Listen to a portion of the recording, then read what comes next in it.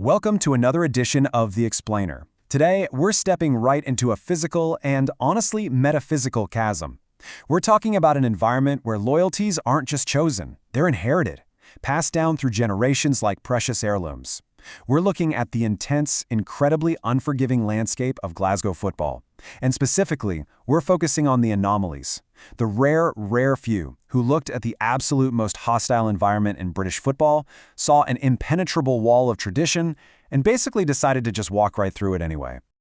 Okay, let's dive into this. The fundamental tension we're unpacking today is that in the totally binary universe of Glasgow, you're either one or the other. It's us versus them. There's no middle ground. So, to play for both Celtic and Rangers, that isn't merely a transfer. It's an act of sheer sporting defiance. We're looking at individuals who took the rigid, unwritten history of this amazing city and completely ignored it. They absolutely shattered expectations and, more often than not, left a lot of burning bridges in their wake.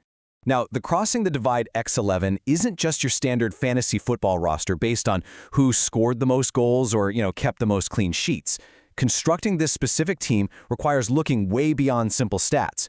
We define this as a collection of anomalous talent that managed to navigate British football's most hostile environment, leaving a trail of shattered expectations.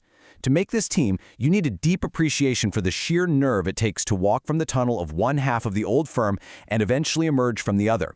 It's an absolute rarity. All right, let's break down this Anomaly 11. The sheer scope of history we're dealing with here is fascinating. When you sweep through these names, you see incredible extremes. You've got Victorian-era players like Tom Dunbar, who actually crossed the divide twice, contrasting with someone like Stephen Pressley, who brought tactical leadership to both sides much later. But as you move down to the attack, you see the names that truly set the modern standard for controversy. Alfie Kahn, Mo Johnston, Kenny Miller. We're going to isolate these three, because to really understand this roster, you have to appreciate the pure audacity behind these specific names. Let's move to and see how this builds across three distinct eras.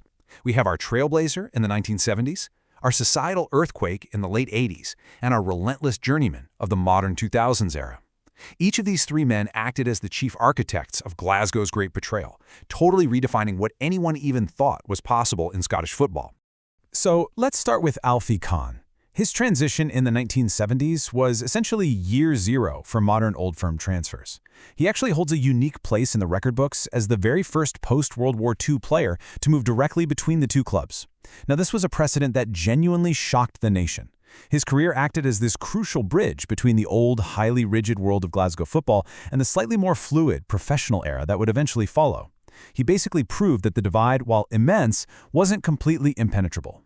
But if Alfie Kahn opened the door, Mo Johnston absolutely blew it off its hinges. Honestly, no discussion of crossing this divide can even exist without the massive shadow of Mo Johnston.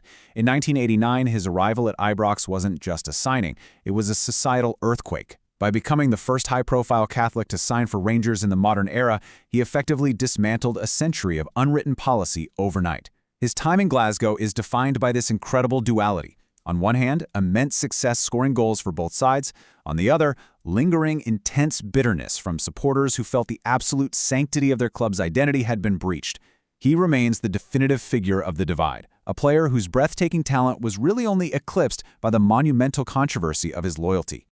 And then we get to Kenny Miller. If Johnston represents the explosive impact of the crossover, Miller represents the clinical, relentless endurance of it. He is the ultimate mercenary of the divide. And get this, the only modern-era player to cross it twice. Miller totally redefined the Old Firm experience because he's survived the white heat of the derby time and time again, completely regardless of which shirt he wore.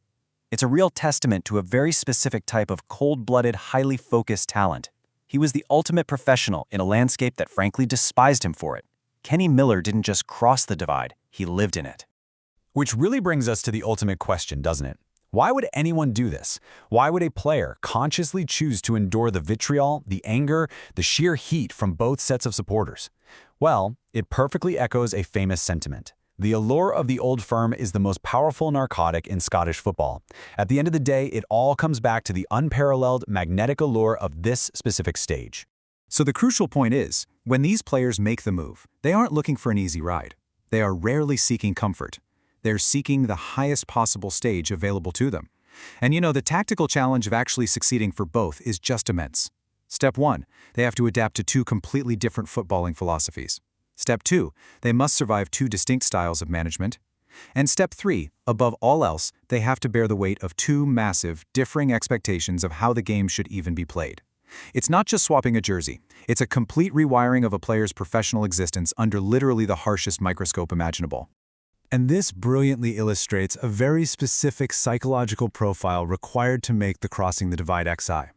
These players, they were the true architects of their own professional destinies. They fully accepted that their legacy would be forever stained by their move, yet they laced up their boots and played on anyway. They proved that football, even when it's governed by incredibly rigid lines of heritage and belief, is still at its core a sport defined by individual choice. They displayed the sheer audacity to look at the history books, close them, and write their own completely new narrative. As we wrap up this explainer, I think it's really important to remember that this Crossing the Divide 11 isn't a team meant to be cheered by the masses. Rather, it's a team to be studied. They're a fascinating sociological phenomenon. They represent those rare, fleeting instances where the impenetrable barriers of Glasgow football were actually forced to yield, even if it was only for the length of a player's contract. They're outcasts to some, icons to others, and total anomalies to history. They prove that, in a rivalry built entirely on the concept of us versus them, there's always going to be those rare few who dare to inhabit the both. I'm going to leave you with this thought to ponder. We've looked at the trailblazers, the earthquakes, and the journeymen.